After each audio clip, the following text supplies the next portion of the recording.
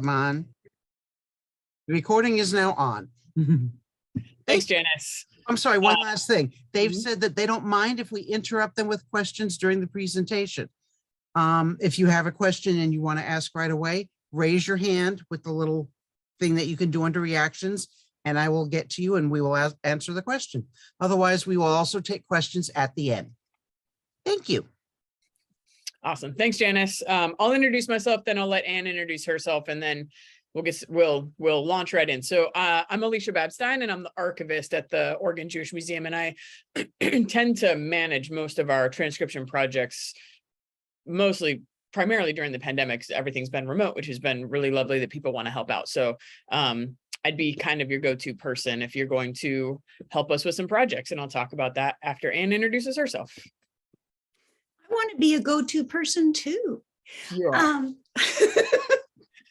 I'm Anne Levant-Prahl, and I'm the curator at the Oregon Jewish Museum and Center for Holocaust Education, and where I have been since I was a small child. And our oral history project is really important to me. So I don't know if you lot came up with this idea of finding out how you can help with it, or if somebody approached you, but I'm ecstatic because transcribers are really vital to getting this done. We have a backlog of oral history interviews that need to be transcribed, and then we have some auto typed ones where it's voice recognition that need to be fixed because voice recognition is not what it could be. So Alisha will go over everything that we have to do, and I am here to make sure that you enjoy what you're doing. And I'll talk about our style guides and some of the finer details of transcription, also sort of just a different aspect of it. So I will go ahead and start. I will echo Anne also. Transcribers are vital to the work we do in order for us to make the material that we have available for community members, family members, researchers, all of it.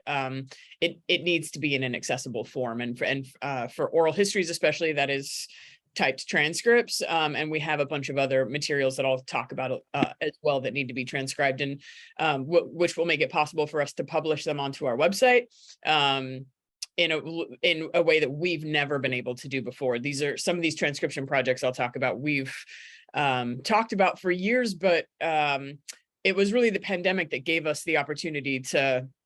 I'm sure you all probably hear this a lot from folks these days. We got the opportunity because we were all stuck at home, and we needed to try to find some projects that volunteers who wanted to still work with us during the pandemic could do. And so it made it possible for us to get some of these projects done. Can I talk a little bit about what's in our oral history collection, just so that people have an idea of who we interview? Sure. Or is it not necessary to know? It's up to you. It can, yeah, go ahead. Or you can add it in when No, go. Sounds like you already had a plan. I'll let you talk about that. So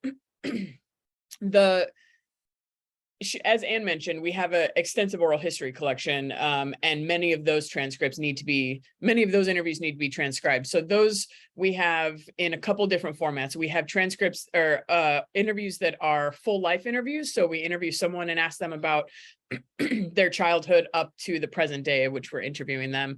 And those are raw audio files. You transcribe those from scratch. So one of the handouts that I sent to Janice that I think she'll put in the chat, or we can send to all of you later, sends you, it's a sample transcript, it just gets you started. So you've got an audio file and you just start typing. We also have oral history interviews that have been auto-transcribed. We have several hundred of them from a project that we did. So we were part of a national oral history project collecting stories from members of our community here about their experiences during the pandemic. And part of that project is that for that organization, we need to make those oral histories accessible and publishable. And then we want them the same on our end as well. So the software that we use is called Their Story, which was fantastic. And it has a pretty great dictation program, and it picks up a fair amount of the correct language. I'll go ahead and share my screen really quick and just show you what it looks like though. And it's pretty, it's rough. So it is this one. So names aren't always spelled correctly. Can everyone see this Word document? It says oral history interview with Eliana Temkin. Okay, I'm gonna assume everyone Yes. can. Thank you. It's showing up on my screen. Fantastic. So what you see is we don't know who's speaking. You know, the paragraphs and the sentences aren't necessarily parsed out the way that they should be. I'll show you how it's supposed to look. And it spells words incorrectly, punctuation's in the wrong spot. Not always. Some of it reads pretty clear, and it depends on the speed at which the person is speaking, the clarity with which they're speaking. And so we have several hundred of these sorts of interviews that need to be cleaned up. So it's a half transcription project, because you're not necessarily typing from scratch, but you do have to listen to the audio and follow along and then make all the changes as you go. I will stop that one and show you the one that's correct, so you can kind of see what it's supposed to look like once it's finished. So the format, this one you should see, it's with Alex Coven here.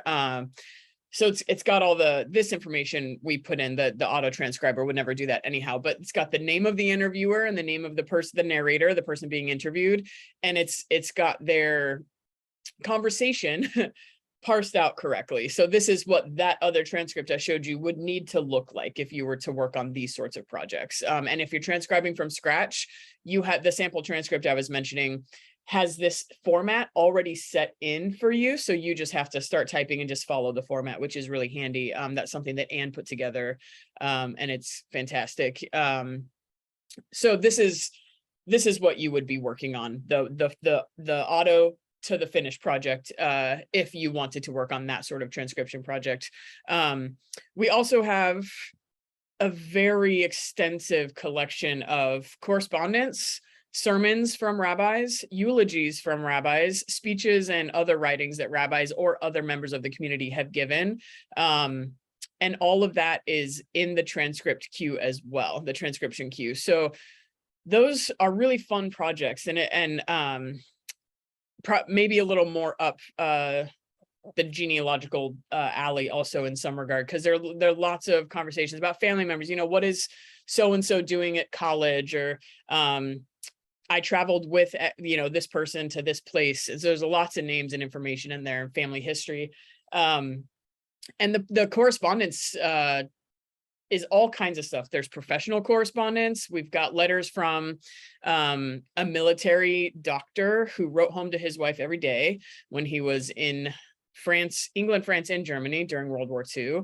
And there are over 1,000 letters in his collection, and all of them need to be transcribed. And those are, you know, those are much easier. You just read the letter and type it up. So they go much faster than oral history transcription as well. And all of it is important though. So I can't even say that it's more important. I like them a lot more. I'm really excited to get these published onto the website. So I think, Anne, why don't you go ahead and talk about the kind of oral histories that we have, the kind of interviews, what that collection looks like, and then we can talk a little bit more about the software and hardware and all that jazz. I will. And I think that there are some interviews from each part of the collection that still need transcribing. So it's worth talking about everything. And in addition to the letters, I was just thinking we also have meeting minutes that it would be delightful to have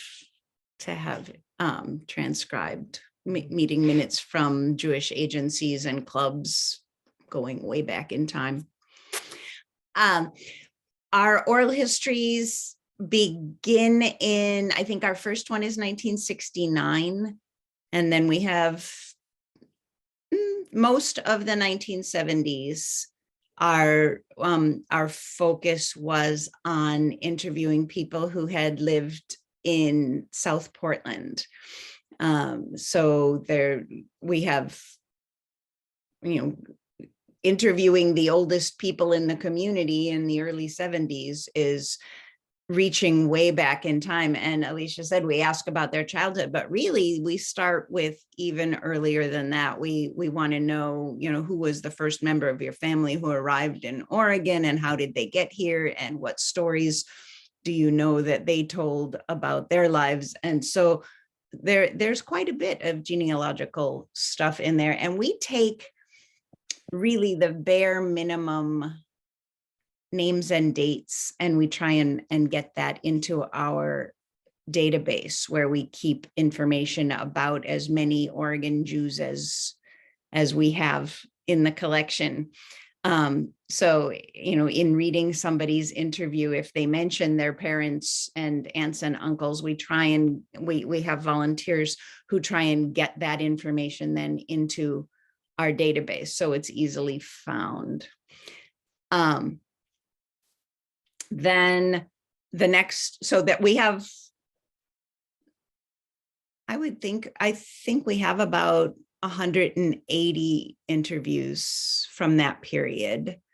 And then we have just over 150 interviews that were done in the 90s of Holocaust survivors who then settled in Oregon, that were done by the Oregon OHRC, Oregon Holocaust Resource Center. And then when we merged with them in 2014, those became a part of our collection too.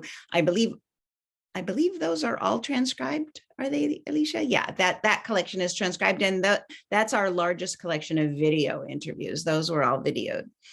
And we have been working on, like Alisha said, these targeted projects too. We have a project in Lane County of being Jewish in the Eugene area. And in Lane County, we've had people out at the coast doing interviews about what it is to be Jewish. The whole idea is the person doesn't have to be famous. The person doesn't have to have had some exemplary life that they've lived, but the composite of getting all of these interviews of Oregon Jews from wherever we interact with them, the composite is the Oregon Jewish experience. And that's what we're after collecting. We have 200 and how many of these COVID interviews? Many. 280. Many. And obviously people are having a conversation, and so they talk about more than just their COVID experience. They talk about family members and interacting. So there's all sorts of things in there that we have. What am I leaving out? I'm sure that they're targeted to exhibition interviews, project interviews. So there are short ones that aren't going to have the whole family history in them, and then many, many more of our larger interviews. So altogether, we are over 1,000 interviews right now, and only a small fraction of that is on our website. If you go to OJMCHE.org, you can navigate to our oral history collection, and Alisha has put 200 some? Yeah, 250, about 250 interviews up there where you see a picture of the person who's talking. You can hear them. You can listen to the whole interview. You can read the transcript. You can get a little biography of them. So I highly recommend doing that, just to familiarize yourself with what we talk about. All right, I'm done. Great. So I'm going to go over sort of broad strokes, the sort of just and quickly the software that we use and recommend our transcribers to use for oral history interview transcription specifically. And then if you decide you would like to do some transcription projects with us, then we would go through it in more detail with you one-on-one. So there are two different softwares that we like to use, and one of them is called ExpressScribe and the other is called OTranscribe. So ExpressScribe is a little piece of software that you download. It's an app that goes on your computer. OTranscribe is web-based only, so you're actually working on a website. you don't transcribe in those programs. What they do is allow you to use and manipulate the audio file the way that you need to, so you can transcribe at your pace. So both programs allow you to speed up or slow down the audio, which is really handy. Both programs allow you to set hotkeys. So as you're typing, you can just ask it to stop, start, go back a few seconds, go forward a few seconds, and really set it up to be the most efficient for your style. And both also hold your place when you leave the program and come back. We often recommend that in the middle of a transcript, let's pretend you need to take a break and you've been transcribing, the time on the interview says 1 hour and 2 minutes and 14 seconds or so. We'd often recommend you write that down just in case, but both those programs, sorry, my dog is talking. Both those programs, if you go back to it the next day, 1 hour later, or a week later, it should just pick right back up where you've left off, which is really handy. And what am I missing about those two programs? I don't think anything. They're really straightforward. And like I said, we'd walk you through one-on-one if you did want to transcribe oral histories and work with us. If you would like to work on the project where you're cleaning up the transcripts, I still think both of those programs are the easiest to use, because you can slow down the audio, you can speed up the audio, and you can stop it and start it easily with hotkeys. But if you don't want to use one of those programs, you can just open it in whatever music application is on your computer, iTunes or whatever, and just follow along that way. And then the other transcription projects, all you need is word processing. You just need or whatever, again, your computer has that allows you to put out a Word type document. And we send you PDFs, or we send you files one way or another. We use Dropbox, we use email, we use whatever's easiest for the person who's working on the project. We want it to be simple. We don't want it to be complex. And if you don't like a particular way that we like to share files, then we'll find the way that works for all of us together. And then you just type. So, I mean, it's really, if you have questions, I'd love to answer them. It's so straightforward. I feel like I don't have a whole heck of a lot to say about it, because it's very straightforward. We have not talked about the fact that we have some standards in style, right, so that everybody's finished product is the same, and our editors don't have to go through and replace all of your capitalized words with uncapitalized ones if our standard is not to capitalize them. So we have a written up style sheet that we ask everyone to read and follow. The more you do and the more you get back from us with corrections on it, then you get to get a feel for how we do things. The style sheet includes, words in the community. If you're not familiar with the whole Jewish community, it has all the Jewish agencies, all the spellings of all the synagogues, and then common Hebrew and Yiddish words that show up in interviews. And then more straightforward formatting, which we get mostly from the Chicago style guide. But I will share. I guess Alisha has already shared it. It's already shared. I sent the style guide, and Janice has put it in the chat too. I have put a link in the chat. Okay, great. Downloadable copy of the style guide as a PDF. There's also a link in the chat to a sample transcript of an oral history interview, also as a PDF. Super. Mm-hmm. I guess I'm curious from the people here, if this is, if what you've heard so far, is this a project that sounds like it's something that this group would want to take on, or individuals in the group would want to take on just working one-on-one with us? I'm not sure what your goal is as a group. If you were looking for a volunteer project that you would all be together while you worked on, or if this idea of working in your own homes is acceptable. Anybody have? The way we've been talking about it to our members is that this is something they could volunteer for as individuals. Great. We had not talked about doing it together as a group. And I Deborah, think that would be hard. yeah, Deborah put in a question, how different is CMOS from MLA? How MLA differs from Chicago? Yep. Mm. I think it kind of depends. I mean, it differs Yeah, on all, whether you're doing footnotes or whether you're citing in a paper. I think all of the pieces are a little different. And, I don't know. I guess I don't know how to explain because they're different. They're different. and I'm not really sure about just grammatical things and I think you just have to choose a standard when you're deciding to go with one, and that was the one that we landed on. So I can't answer that. It's okay. I'm just more fluent in MLA and APA than Chicago, but I was just curious if it was significant, but I probably not that main. You underline. No, and our style guide is not. I don't Sorry. think there's big differences in the areas where it's going to matter. I think the big differences would come if we were publishing and talking about citations and things like that. So Yeah.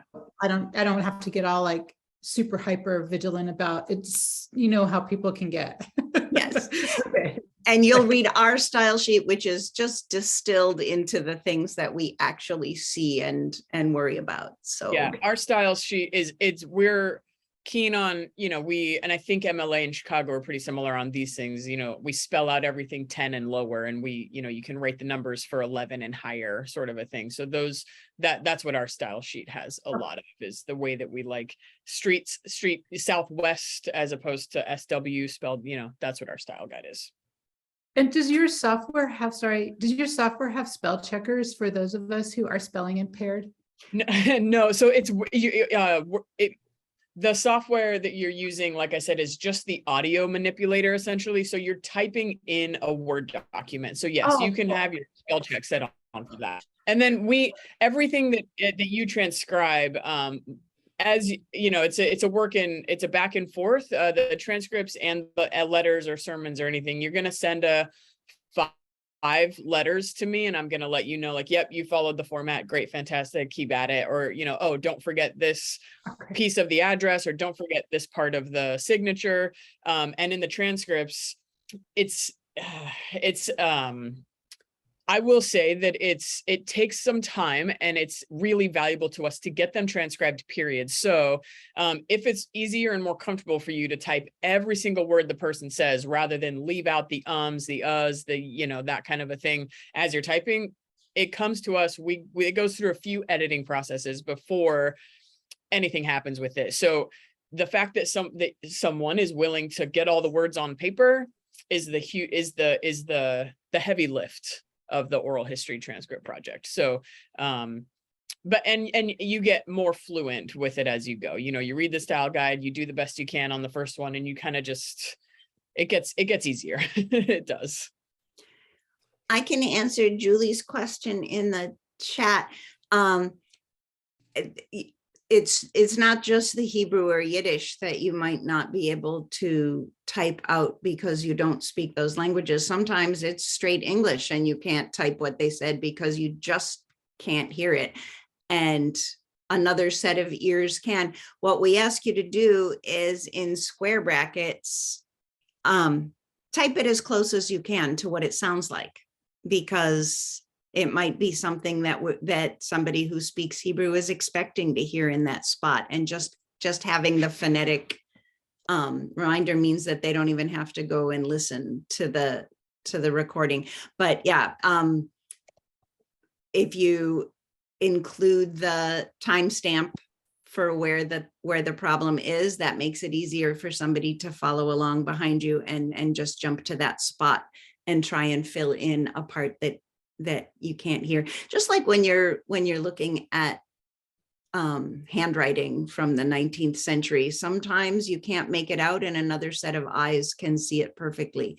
So it happens. So yeah, we expect there to be places. And if you're transcribing somebody I think most of the transcripts we're working on now are with people who are still alive. We still have we have a handful from the 70s that have not yet been transcribed, and those people aren't with us. But these transcripts go to the person who narrated, so they will get a chance to correct any misspellings or language problems too.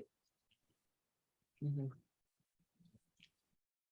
And that's all in the style guide too. So you can, we make sure that it's at the end of the sample transcript that Anne put together too, that just shows you sort of like it's the transcriber notes. So it gives you reminders of how those brackets are supposed to be used and all of that jazz. Yeah. Other questions, other curiosities or concerns?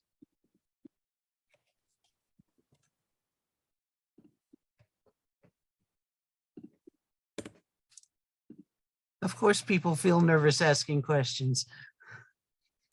Well, I would like to think that we were just so absurdly clear that you all have a perfect idea of what we're expecting, and you're just going to jump forward and tell us that you're interested and how can you get started. So oh, sorry, go ahead.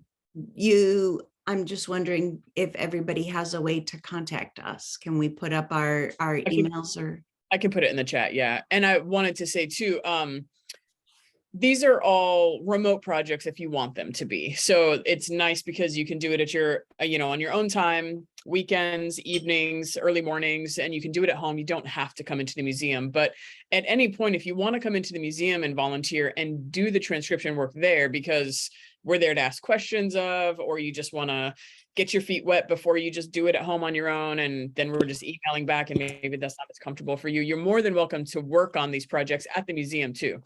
These don't have to be remote. They were necessarily remote during the pandemic, and so it's just easy to keep them that way for folks that want them to be remote, but you can come to the museum to interview as well. And I see Julie's question, how do you find a list of all the projects available? I can send the list of all of the projects to Janice, and she can share it with the group. We don't have a list or a place on our website where we keep a running sort of project availability. I actually think it's better to we'll just talk it through with you when you say, oh, I'm interested in doing some transcription. When we're talking one-on-one with you and figuring out where the best place to put you in this project is, we'll come up with a mutually agreed upon project. Yeah. Other questions? Interest? You had mentioned that you would kind of run through how the transcription process actually works, as far as maybe showing how what the software looks like. Because I've done transcription work, but I haven't used that program, so I'm really curious. I can do it, Alisha. And what it's like to use it. Yeah, I think I don't have ExpressScribe available on this computer. I apologize. I'm almost certain I do. Let me just get it up.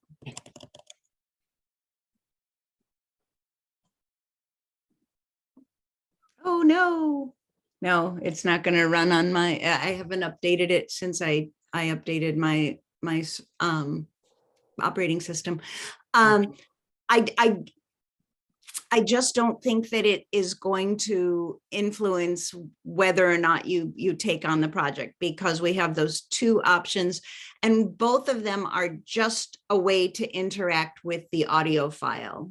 It's just an audio file player that allows you to slow the audio down enough that you can keep up with it by typing. So there is what I'm saying is there isn't much to see on the screen. And if you want to work on a oral history transcription, again, I like to set up a meeting at least the first time that you come into the museum, and we'll walk you through the software in person that way, and you can drive and ask questions as we go. It's a little easier to do it that way. Yep. And if you have trouble setting it up on your own computer, we can come help you with that. We have a little PDF that explains how to download the software if you're using the version that is downloaded, and how to go to the website of the web-based program if that's what you prefer. Neither one is difficult.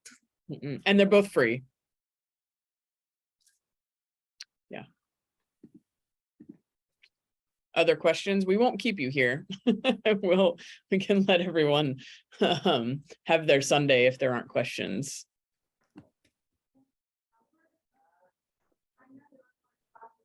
Well, I hope that we see many of you. What are some of the current projects that would be available? Not the whole list, but can you think just, what are some that might be particularly interesting? Especially from a genealogy perspective. Well, I think Alisha started out by talking about some of the projects that we are working on, the letters that we need transcribed, the sermons and eulogies that we need transcribed, and the many oral history interviews. Yeah, so we have sermons. It's not a complete set of sermons by any means, but we have sermons from Rabbi Berkowitz at Congregation Beth Israel. His need to be transcribed. The eulogies are very extensive from both Rabbi Geller of Sherry Torah and Rabbi Rose at CBI. So lots and lots of eulogies. We actually have a fair amount of sermons from Rabbi Rose, but not the printed copy. We have the cassette tape recordings, and we're in the process of getting those digitized, converted to a file that you can use on a computer like an MP3 or an MP4. But if someone's interested, we also have a cassette player that you can use to transcribe. So you could transcribe those directly from the cassette. The letters, like I said, so the one major set of letters are from, it's William Rosenbaum. He was a doctor in the military, like I said, and he wrote home to his wife. He was an amateur photographer. And they had to be vague about details and locations. So, the letters talk a lot about the candy that she sent and maybe going for a day trip through the countryside, but he couldn't really say where he was. And he talks a lot about the photography he's doing and wanting to try a new lens or a new type of film. And they're sweet letters, he buys a set of wood clogs for their little boy, sends them back home, and he gets a photo from his wife, Goldie, with those. We don't, unfortunately, have any of her responses.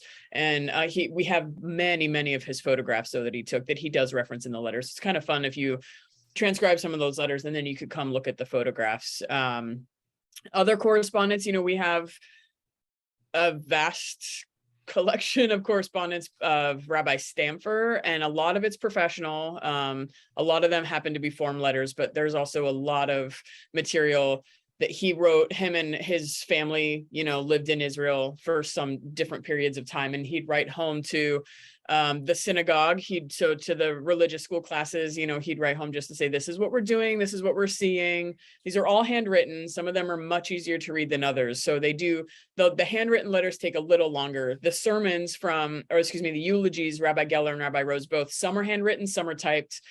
So they're in varying degrees of ease of transcription or to read for transcription.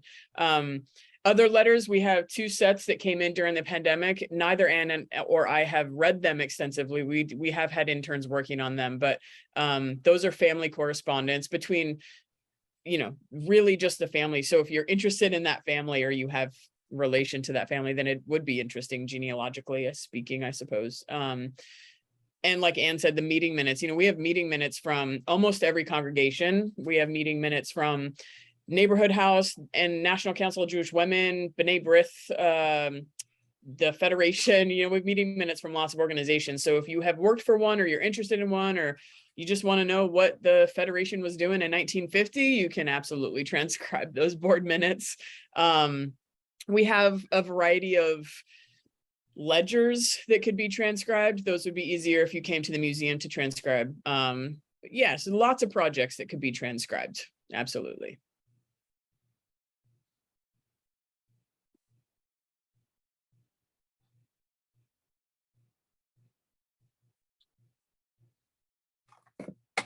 Come on, people, speak up.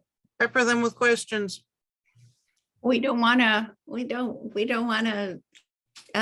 keep anybody here longer than you want to be here. I think you have enough information now to come to us. Also, if you have ideas of people in the community who might need to be interviewed, I'm always taking names. suggestions of people in the community who need to be interviewed. I did put our emails in the chat, and Janice has them. So if you didn't see it or, you know, need it reshared, Janice can get those to you. And there's no question too big or too small. Reach out if you are interested. And, you know, and if you're interested in the letters and you just want to come read them, you're allowed to do that too. So you don't have to transcribe. So But as long as you're reading, you know, you could just type. yeah. Okay. I think All we're right. done. No other questions. Yeah, I think we'll let you all go and enjoy. Okay, yeah, if there are no other questions. Monday. Well, thank you both very much. We appreciate your time. Absolutely. And I'll repeat the PDFs of the oral history transcript example and the guidelines are still in the chat. We'll also make those files available on our website. So if you want to go back there and find, just download them to look at before you talk to either Alisha or Ann about possibly helping with that, you can look them over. If you need their email addresses, we will also be able to provide them later in case you don't get it from the chat today or you. And they're all over the website. You can go to ojmche.org. Just Google Alisha and Prahl. They'll show up. Well, thank you everybody very much for coming today. We appreciate it. Just to let you know, our next meeting will be on September 18th. And Joan Adler of the Strauss Historical Society will be talking. I could write a book, and it's about how she made a book out of her family history research. So if you are at a stage now where you have a bunch of information collected, that could be really helpful for taking the next step, or even just for planning ahead based on where you're going with your family history research. And there were some comments about getting translations done in the chat. One of the great places is a group on Facebook called Genealogical Translations. They can handle pretty much, I've never seen anybody, we have no one who can do that language. They have people who can do everything. And there's also a ViewMate on Jewish Gen, which is really convenient, but a smaller group of people from whom to choose. Well, thank you both very much for giving your time today. We appreciate it. Have a lovely rest of your Sunday. Please, everybody stay cool because we're supposed to be hitting 100 today. Awesome. And Thanks. hope to see y'all next month. Well, yep. Bye-bye. Bye.